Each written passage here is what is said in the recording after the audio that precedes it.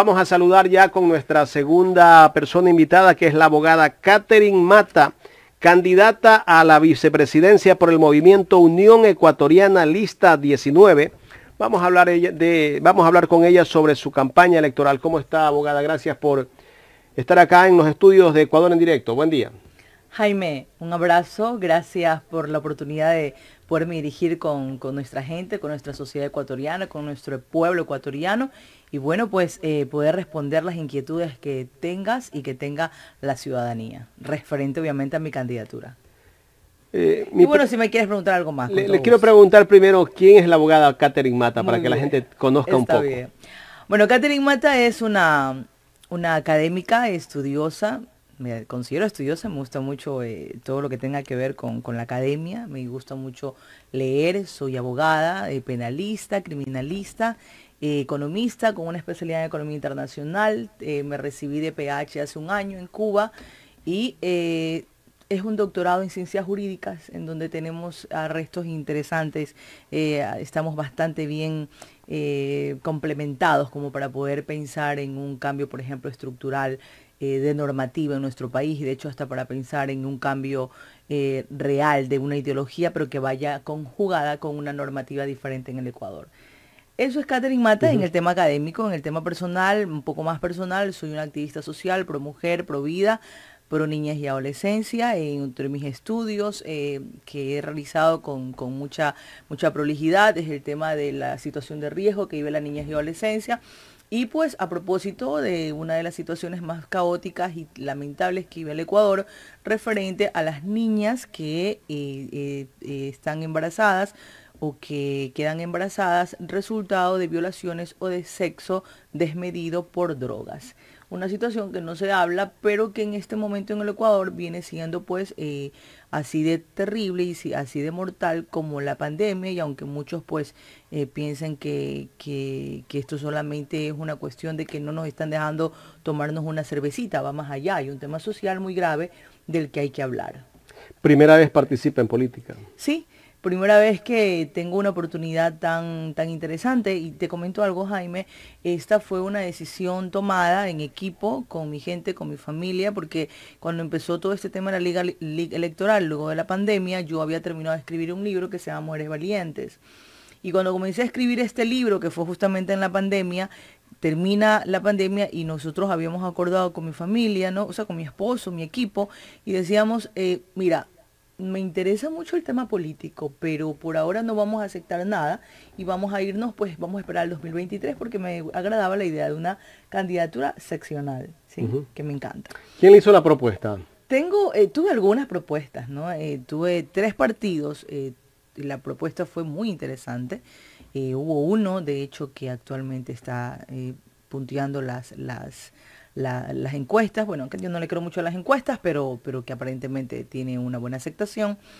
Y esta propuesta que es del partido de uno de los hombres más probos e importantes que tiene el Ecuador, bueno, que fue su fundador, el señor Washington Pesantes, y bueno, me propusieron para ser la binomio de Giovanni Andrade Salvador.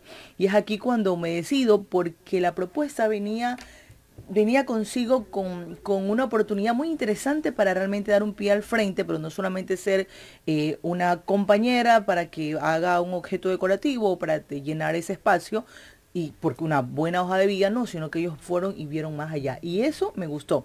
Como soy pura mujer, que es lo que te comentaba al inicio, siempre busco, porque no puedo ser hablar y hay que predicar con el ejemplo. Entonces siempre busco que si alguien se fija en mi hoja de vida o si alguien quiere compartir o que le acompañe en alguna actividad social, política, económica, jurídica, siempre que sea no porque soy mujer, sino porque puedo ser un buen elemento. Eso es una de las primeras premisas que como mujer debemos de tomar en cuenta. ¿Cuál es una no prestarnos para hacer objetos decorativos. Por supuesto. ¿Cuál es una de sus principales propuestas?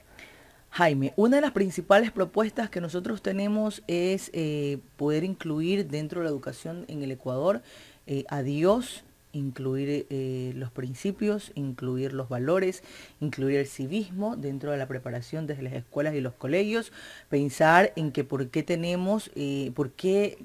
razón se suprimió en las escuelas el civismo, porque ya no hay cívica, por qué razón no tenemos la materia. ¿Te acuerdas que había lógica y ética? Así es. Había también valores y había teología en muchas escuelas. Y si no había teología, por lo menos había una hora que te acuerdas que se llamaba asociación de clases. Y todo eso ayudaba mucho a que conjugues el tema solidario, el tema principios, el tema valores, y que ya nos conozcamos más allá de solamente el recreo o de solamente el reggaetón, que siempre yo digo está muy bueno el reggaetón, también me gusta, pero hay que pensar y darle un espacio al tema de la formación del ser humano. Y la formación, si bien es cierto, la casa es parte esencial de que esa formación sea un hecho, la escuela es el complemento perfecto. Y si la escuela no lo hace, y tampoco la sociedad, es decir, la familia lo está haciendo, te encuentras en este momento, Jaime, con una sociedad y con una generación que podemos estarla perdiendo. Correcto, abogada. Voy a darle paso a mi compañero Gustavo Jiménez, que está en exteriores con más preguntas. Gustavo. Muy bien, muchas gracias, abogada. Un gusto saludarla y tenerla aquí en Los Especialistas. Gustavo, un placer. Catherine, usted también ha sido periodista, trabajó en un par de medios, si no me equivoco. Yo me recuerdo muy bien de su rostro cuando era presentadora. Y bueno, pues entre colegas nos reconocemos de alguna manera. Y también pues una mujer preparada en tema de derecho. Yo me quiero ir por esos dos puntos. Y voy a poner temas muy puntuales. Porque si bien es cierto el vicepresidente es un representativo del presidente, también tiene injerencia por lo menos en la mesa chica para poder proponer y también sugerir. De llegar a usted a la vicepresidencia de la República, hablemos en el tema judicial. Hoy en día la justicia está echada a menos. Es una vergüenza en este país tener una justicia tan parcializada hacia el delito y poco consecuente con la sociedad que cada día sufre en temas desde un robo común hasta temas altos de nivel de corrupción, y no exista prioridades en derecho que le den la tranquilidad a la ciudadanía. Por ponerle un ejemplo, hasta candidatos tenemos o quisieron en algún momento participar en estas elecciones, pese a que tenían procesos en camino. ¿Qué haría usted para tratar de ayudar a la justicia ecuatoriana a enrumbarse en el camino correcto? Gracias, Gustavo, un abrazo y qué bueno que te acuerdes de mí. Un abrazo fraterno y espero que te esté yendo bien por allá donde te encuentres fuera del Ecuador. A ver, aquí es importante entender que... Está en Guayaquil. Estás aquí en Guayaquil. Yo pensé que estabas en Nueva York o algo así, entonces por eso estabas en Te envío un abrazo. Uno de los primeros cambios que hay que hacer en el Ecuador es el tema de justicia, el tema jurídico. ¿Sabes que estuve en esta semana en la Valerio Estacio, en Monte Sinaí, en la Trinitaria? Y en algunos puntos, esto por decírtelo focalmente, ¿no? Pero estuve en algunos puntos en donde parece mentira, Jaime y Gustavo y a todos los amigos que nos están viendo, el 90% de personas que se acercaban, y como saben que soy abogada y que tengo una firma de abogados, me decían, doctora, por favor, ayúdeme, mi hijo está detenido, él no fue responsable, él no tiene nada que ver con lo que se lo está inculpando, mi hijo tiene ya 1 año adentro y lo que pasa es que no he tenido dinero para poderlo sacar y la ley aquí es así, la ley. Entonces, ese fue un denominador común en casi todas las conversaciones que tuve en estos sectores. ¿Eso dónde te lleva? Te lleva a pensar en que de una forma muy interesante en nuestro Ecuador, la gente está pidiendo a gritos justicia, no solamente justicia en el tema de corrupción, sino justicia para ellos también, justicia para los suyos. Lo que pasa es que cuando uno está señalando la luna, normalmente nosotros vemos el dedo y no estamos viendo la luna, es decir, no vemos realmente el problema en su magnitud real. Verás, uno de los problemas que en el Ecuador se ha dado últimamente, si bien lo mencionas, es la corrupción en todas las instituciones del Ecuador. Lo mencionó el mismo presidente de la República hace poco. Pero toda esa corrupción que hemos podido sensibilizar y que hemos podido palpar, ¿sí?, es resultado del desastre que tenemos en la educación en el Ecuador y de lo que viene pasando en los últimos gobiernos, sumado a todo ese cambio normativo que permite en el Ecuador en honor supuestamente a los derechos progresivos, permite que mucha gente pueda pues participar o que pueda alargar procesos solamente porque tiene los recursos. ¿Qué es lo que hay que hacer? Hay que cambiar y hay que reestructurar, hay que hacer una gran reingeniería de toda la normativa en el Ecuador. Y para hacerla, definitivamente habría que hacer un cambio de la Constitución de la República. Y lo primero que debemos hacer en la Constitución de la República es normar el tema de la corrupción. El tema de la corrupción es un tema que debemos de darle un cambio, un giro de 360 grados para poder ser castigados y censurados.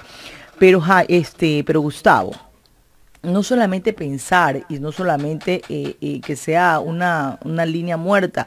¿Recuerdas que hace poco nosotros tuvimos una consulta en la que supuestamente se decía que las personas que tenían dinero fuera del Ecuador en compañías offshore paraísos fiscales o en paraísos fiscales, ¿verdad?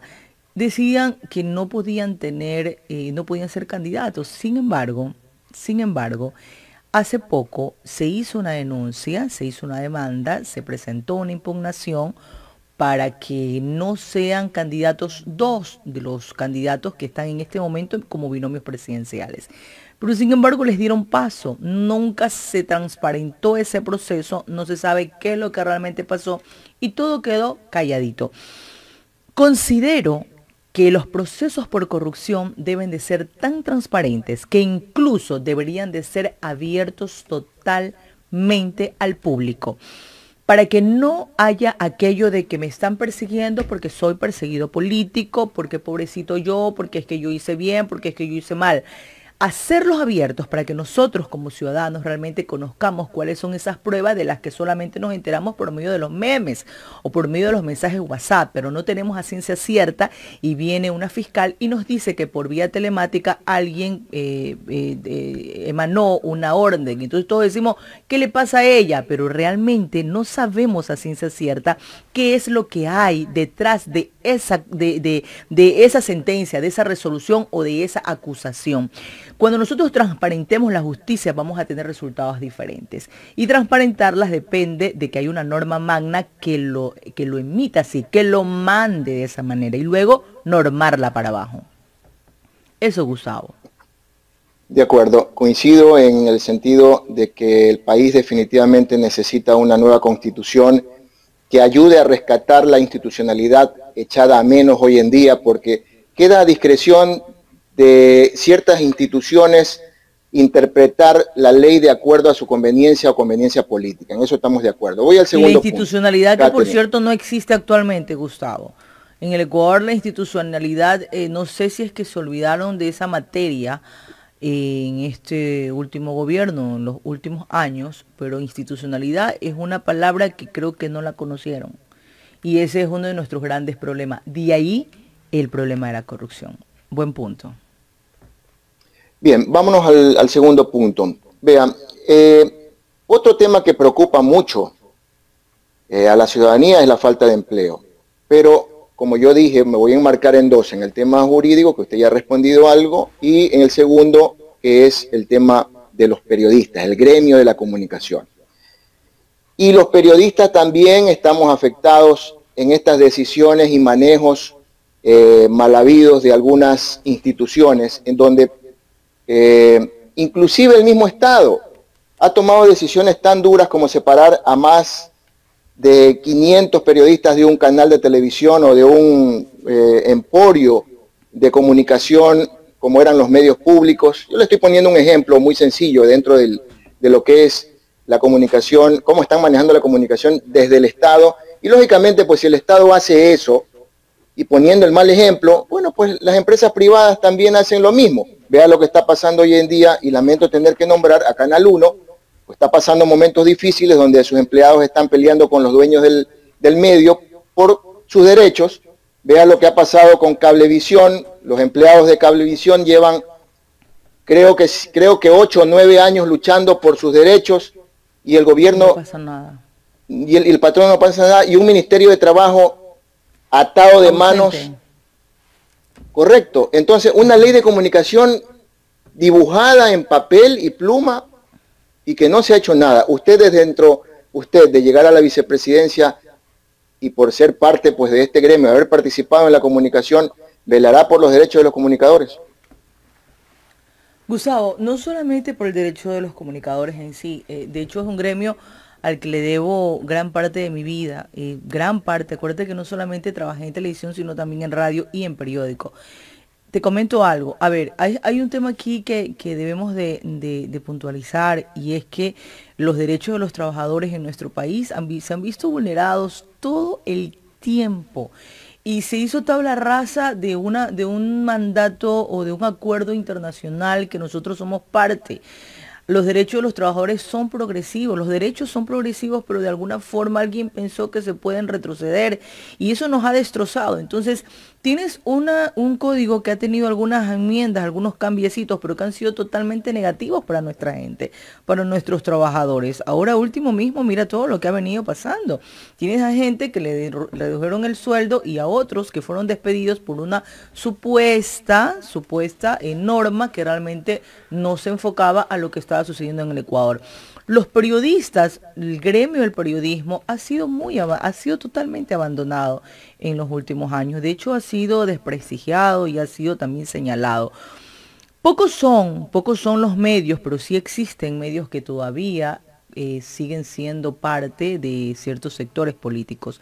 A mí particularmente me ha tocado tener entrevistas en medios donde me invitan, creo que por un tema de que, bueno, es candidata, vamos a invitarla.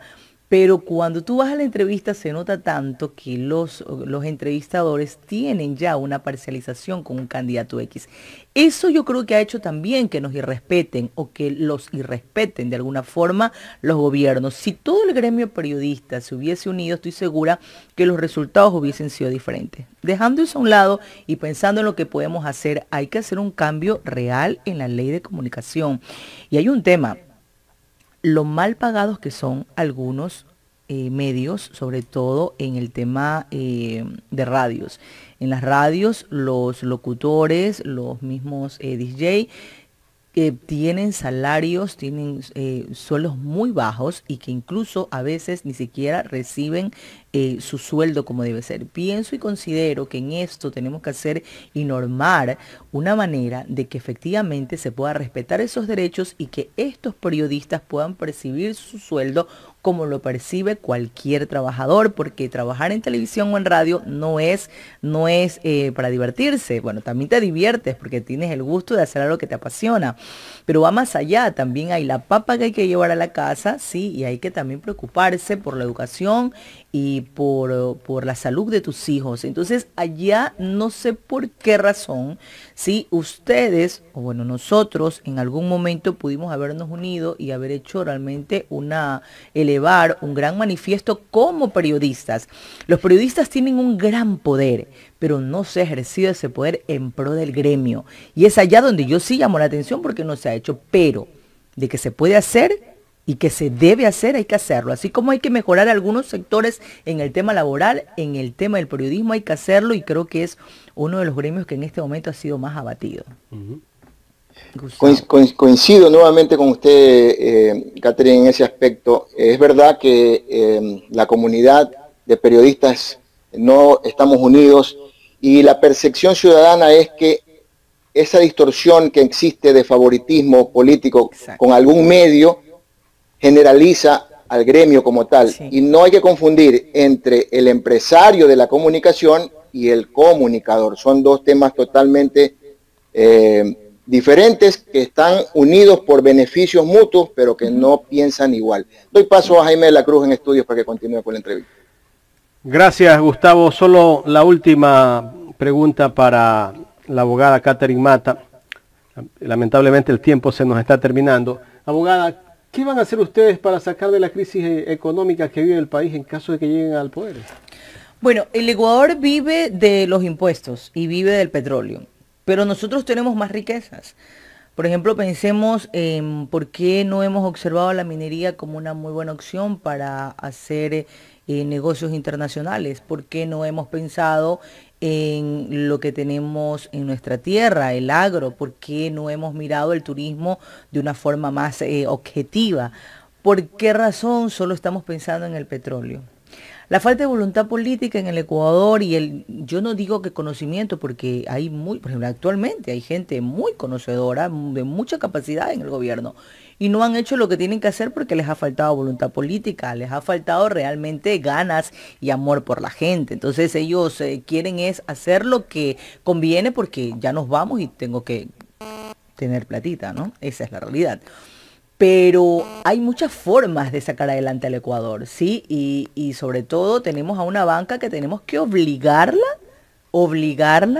a que ayude a nuestra gente para sus emprendimientos. Y si no se presta la banca, porque obviamente son entidades privadas, pues hay que hacer negociaciones internacionales con banca internacional.